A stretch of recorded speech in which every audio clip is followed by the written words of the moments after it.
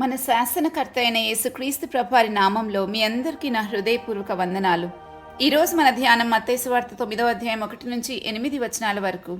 ఒకసారి చదువుదామా? 1వ వచనం.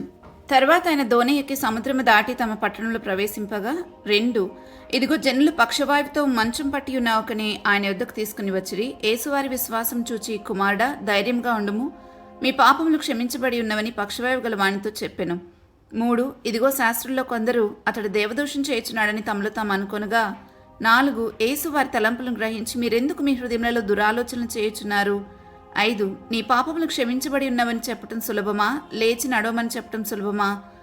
6 ఆయనను పాపములు క్షమించుటకు భూమి మీద మనుష్య కుమారునికి అధికారం కలదని మీరు తెలుసుకునవలనని చెప్పి, ఆయన పక్షవాయువు గల వారిని చూచి, నీవు లేచి నీ మంచం ఎత్తుకుని నీ ఇంటికి పొమ్మని చెప్పగా 7-8 వచనాల్లో వాడు లేచి తన ఇంటికి వెళ్ళెను. జనులు అది చూచి భయపడి మనుషులకిట్టి అధికారం ఇచ్చిన దేవుణ్ణి మహిమపరిచిరి.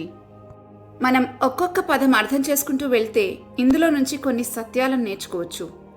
1 పెరాలసిస్ పేషెంట్ని తీసుకుని వచ్చిన వారి విశ్వాసాన్ని ప్రభు చూశారు. వారి విశ్వాసాన్ని బట్టి ఈ పెరాలసిస్ వచ్చిన వ్యక్తితో దేవుడు మాట్లాడారు. 2 ఆ పెరాలసిస్ వచ్చిన వ్యక్తిలో ధైర్యం లేదు, ఎందుకంటే అతని మాటికి అతని పాపాలే గుర్తొస్తున్నాయి కావచ్చు. ఈ విషయాన్ని ప్రభువు తర్వాత మాట్లాడిన మాటలను బట్టి నేను అర్థం చేసుకున్నాను. మీకు తెలుసా, మానసిక ఒత్తిడి వల్ల పెరాలసిస్ వస్తుంది అని? ఒక మనిషికి మానసిక ఒత్తిడిని తెచ్చే ఒక ప్రధానమైన కారణం ఏంటంటే పాపభారం.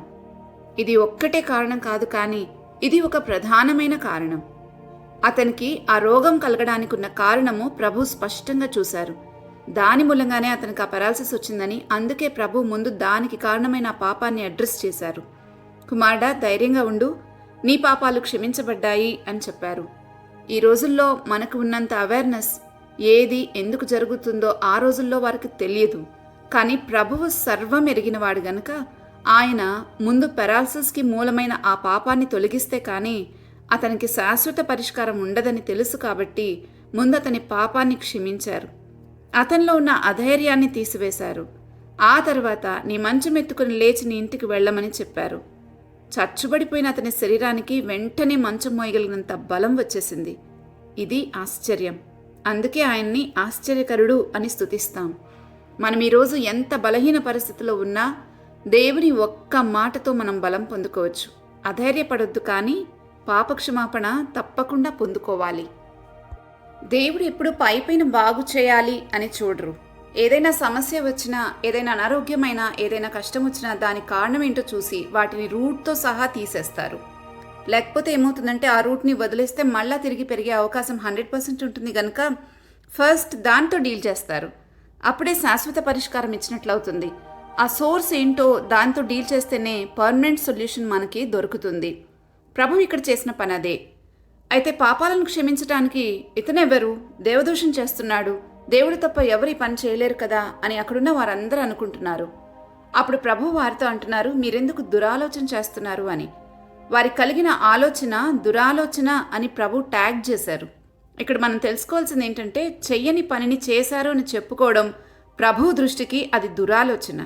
అంటే ఒకరిని అపార్థం చేసుకుని వారి ఉద్దేశం ఏంటో తెలుసుకోకుండా వారిని గురించి చెడుగా మాట్లాడటమే దురాలోచన అని ప్రభు అంటున్నారు. ఇక్కడ ప్రభు దేవదూషణ చేయలేదు, తన అధికారాన్ని వినియోగించుకున్నారు, పాపాన్ని క్షమించారు. కానీ అక్కడి వారు యేసుప్రభుకున్న అధికారాన్ని గుర్తించక ఆయనని గురించి తప్పుగా మాట్లాడినందున వారికి అన్ని విషయాలు తెలిసినట్లుగా వారు దేవుని గురించి వేరుగా ఆలోచిస్తున్నందున వారిది దురాలోచన అని ప్రభు చెప్తున్నారు. మనం తెలుసుకోవాల్సింది ఏంటంటే, మనం కూడా చాలాసార్లు అనవసరంగా ఇతరుల గురించి వారు చేయకపోయినా చేశారని చెప్పి చెడ్డగా మాట్లాడుకుంటూ ఉంటాం. అటువంటి వాటిని ప్రభు ఇక్కడ దురాలోచన చెప్తున్నారు. ఇవి మనుషులను అపవిత్రపరిచే వాటిల్లో ఒకటి అని మత్తయి సువార్త 15వ అధ్యాయం 18 నుంచి 19 వచనాల్లో చూస్తాం. ఇవి హృదయంలో నుండి వచ్చి మనుషులను అపవిత్రపరుస్తాయని అక్కడ ప్రభు అంటున్నారు. కాబట్టి మన ఆలోచనలు జాగ్రత్తగా చూసుకోవాలి. మరి దేవుని సంతోషపెట్టాలంటే అంతే కదా. మనల్ని అపవిత్రపరిచేవి ఏదైనా దేవునికి ఇష్టం ఉండదు. He's not happy with them. దేవుని సంతోషం మన యందు ఉంటే, అంటే నన్ను బట్టి దేవుడు హ్యాపీగా ఉంటే, అప్పుడు నా హ్యాపీనెస్ ఫుల్గా పర్ఫెక్ట్గా ఉంటుంది, అంటే పరిపూర్ణం అవుతుంది.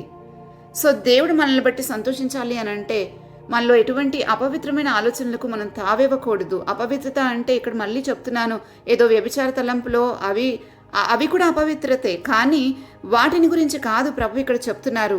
ఇక్కడ చెప్తున్నది ఏంటంటే, ఎవరినైనా అపార్థం చేసుకున్నా, ఎవరినైనా వారు చెయ్యని పనిని చేశామని చెప్పి వారిని గురించి మాట్లాడుకుంటున్నా, ఇవి కూడా మనల్ని అపవిత్రపరుస్తాయన్న సంగతిని మనం గుర్తించాలి. ఇంకా 6వ వచనంలో ప్రభు ఆ పక్షవాయువు గల వానితో, నీవు లేచి నీ మంచం ఎత్తుకొని నీ ఇంటికి పొమ్మని చెప్తారు. అతడు బాగుపడి వెళ్ళిపోతాడు. మన హార్ట్, మన మైండే చాలా రోగాలకు కారణం.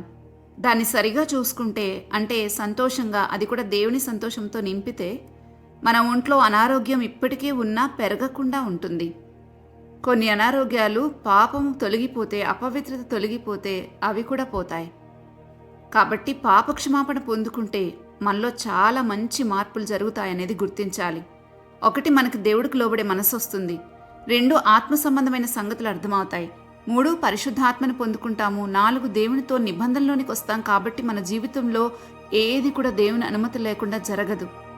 5, దేవుని చిత్తాన్ని అర్థం చేసుకోగలుగుతాం. 6, చాలా ఆశీర్వాదాలు పొందుకుంటాం. అందులో సంతోషం ఉంటుంది, సమాధానం ఉంటుంది, నెమ్మది, జ్ఞానము, తెలివి, వివేకం, ధైర్యం, ఒక కాన్ఫిడెన్స్. నేనైతే పాపక్షమాపణ పొందుకున్న తర్వాత నాకు ప్రపంచాన్ని జయించినంత ఆనందం కలిగింది. అలాంటి ఆనందం ఈ లోకంలో మనం ఏది కొనుక్కున్నా కూడా రాదు. అందుకే రక్షణానందాన్ని గురించి అది చెప్పనసఖ్యమైన మహిమాయుక్తమైన సంతోషం అని వాక్యం వివరిస్తూ ఉంది. ఇంకా చాలా మనకు దొరుకుతాయి. 7వది, స్వస్థత కలుగుతుంది. ఎలాగంటే పేతురు తన మొదటి పత్రికలో రాస్తున్న 2వ అధ్యాయం 24వ వచనంలో, మనము పాపముల విషయమై చనిపోయి నీతి విషయమై జీవించినట్లు ఆయన తానే తన శరీరమందు మన పాపములను మ్రాను మీద మోసికొనెను. ఆయన పొందిన గాయముల చేత మీరు స్వస్థత నొందితిరి అని. ఇలా చెప్పుకుంటూ పోతే చాలా ఆశీర్వాదకరమైన సంగతులుంటాయి. అసలు వీటిని గురించి ఆలోచిస్తామా ఎప్పుడైనా? అంత తీరిక మనకుంటుందా? ఈ లోకంలోని చింతలు, ఈ లోకపు వ్యామోహాలన్నీ కూడా ఆత్మ సంబంధమైన ఆలోచనలు అణిచేస్తాయని వాక్యమే చెప్తుంది మత్తయి సువార్త 13వ అధ్యాయంలో. అందుకే వాక్యాన్ని ధ్యానం చేయడానికి సమయం తీసుకుంటే అప్పుడు మాత్రమే ఆత్మ సంబంధమైన సంగతులు తెలుసుకోగలుగుతాం. వాక్యాన్ని కేవలం చదివి ఊరుకోవడం కాదు, కానీ దాన్ని ధ్యానం చేయాలి. అప్పుడు అది మనకు అర్థమవుతుంది. అప్పుడు దేవుని మనసేంటో స్పష్టంగా తెలుస్తుంది. మనము ఫాస్ట్గా వెళ్ళే ట్రైన్లో నుండి బయటకు చూస్తే ఎన్ని స్పష్టంగా కనబడతాయి. అదే మనం ఆగి ఉన్న ట్రైన్లో నుండి బయటకు చూస్తే అప్పుడు చాలా విషయాలు గమనించగలం. అలాగే ఫాస్ట్గా చదివేసి ఈరోజు అయిపోయిందిలే అని అనిపించుకునేవారు చాలా సంగతులు మిస్ అవుతున్నారు. ఆగి ఆలోచించి దేవుని వైపు చూస్తే చాలా విషయాలు మన మనసులోకి వస్తాయి. దేనికి ఏది కారణమో వాక్యంలో అన్ని వివరంగా రాయబడ్డాయి. ఉదాహరణకి, ఆపద ఎవరి మీదకి హఠాత్తుగా వస్తుంది అనంటే దీనికి జవాబు, ఎవరైతే కీడు కల్పిస్తూ జగడాలు పుట్టిస్తూ ఉంటారో వారి మీదకి వస్తుందని సామెతల 6వ అధ్యాయంలో రాసింది. అలా ప్రతిదానికి మన జీవితంలో ఏది ఎందుకు జరుగుతుందో స్పష్టమైన కారణం చెప్పేది బైబిల్. దేవుడు మనకు ఉచితంగా ఇస్తున్న ఈ పాపక్షమాపణ మనం ఎందుకు పొందుకోకూడదు? మనకైతే ఇది ఉచితంగా వచ్చింది, కానీ ప్రభు దానికోసం చాలా కాస్ట్ని పే చేశారు. అది చాలా ఖరీదైనది, కానీ ప్రభు మనకది ఉచితంగా ఇచ్చారు. దానితో మనలో చాలా మంచి మార్పులు జరుగుతాయి మన ప్రాణాత్మ దేహాలకు. అన్నిటికీ మించి మనకు నిత్య జీవాన్ని ఇస్తుంది. ఆ నిరీక్షణ అయితే ఈ లోకంలో ఎంత గొప్పవైనా సరే ఈ నిరీక్షణతో సాటి రావు. అది ఎలా ఉంటుందంటే, ఇప్పటి కాలపు శ్రమలు ఎనదగినవి కావు, ఈ లోకమంతా అపవిత్రమైన దానితో సమానం అని పౌలు చెప్పినట్లుంటుంది. నిత్యజీవపు నిరీక్షణ ఎదుట ఈ లోకంలో నీవు ఎంత విలువైనవైనా సరే ఆ నిరీక్షణ ముందు దిగదుడిపే. అందుకే యేసుప్రభుని నమ్మిన వారు అవమానాలను లెక్క చేయరు, నష్టాలను పట్టించుకోరు, ప్రాణాన్నైనా కాపాడుకోవాలనుకోరు. ఎందుకంటే వారికి తెలుసు వారు వాగ్దానం చేయబడిన మహిమకరమైన ప్రదేశంలోనికి వెళ్ళబోతున్నారని, వాగ్దానం చేసిన వాడు నమ్మదగిన వాడు అని. మరి ఈరోజు మనకేం తెలుసు? తెలుసుకున్న విషయాలను బట్టి మనం ఎలా ఉన్నాం ఆలోచించుకోవాలి. ఎంతో విలువైన సంగతులు ప్రభు మనకు చెప్తున్నప్పుడు వాటిని నిర్లక్ష్య పెడితే చాలా వేల తర్వాత మనం చెల్లించుకోవాల్సి ఉంటుంది. అందుకే ఎప్పటికప్పుడు వాక్యాన్ని బట్టి ప్రార్థన చేసుకోవాలి. ప్రార్థన చేసుకుందామా? మా తండ్రి అయిన దేవా, మా క్షేమము కోరి మీరు ఇస్తానన్న వాటిని తీసుకోకుండా మాకు అనిపించిన వాటిని ఎక్కువగా కోరుకున్నాం. మీరిచ్చే వాటిల్లో శాశ్వత పరిష్కారం ఉంటుంది, కానీ చాలాసార్లు వాటిని రిజెక్ట్ చేసినందుకు మమ్మల్ని క్షమించండి. మా హృదయాలలో ఎన్నోసార్లు ఇతరుల గురించి మాట్లాడేటప్పుడు వారు తప్పు చేయకపోయినా తప్పు చేశారన్నట్లుగా వారిని అపార్థం చేసుకుని వారి మీద దురాలోచన చేశాం. ఇది మమ్మల్ని అపవిత్రపరిచి మిమ్మల్ని బాధ పెట్టిందని గుర్తించలేదు. మమ్మల్ని క్షమించమని, ఇట్లా మేము ఎవరి మీదైనా దురాలోచనలు చేశామో అవన్నీ కూడా మాకు జ్ఞాపకం చేయమని వేడుకుంటున్నాం. జ్ఞాపకం చేసినప్పుడు తప్పకుండా క్షమాపణ వేడుకునే మనస్సు మాకు ఇవ్వండి. పరిశుద్ధాత్మ నడిపింపు దయచేయండి. ఏ అపవిత్రత మాకు అంటకుండా మమ్మల్ని కాపాడమని వేడుకుంటున్నాం. మాలో అనారోగ్యాలకు మూల కారణమైన మా పాపాలన్నిటినీ మీ సన్నిధిలో ఒప్పుకొని విడిచిపెట్టడానికి సహాయం చేసి నడిపించమని యేసుక్రీస్తు ప్రభువారి నామంలో అడిగి వేడుకుంటున్నాము తండ్రి. ఆమెన్. రేపటి ధ్యానంలో మరలా తిరిగి కలుద్దాం. అంతవరకు దేవుని కృప మనందరికీ తోడై ఉండును గాక. ఆమెన్.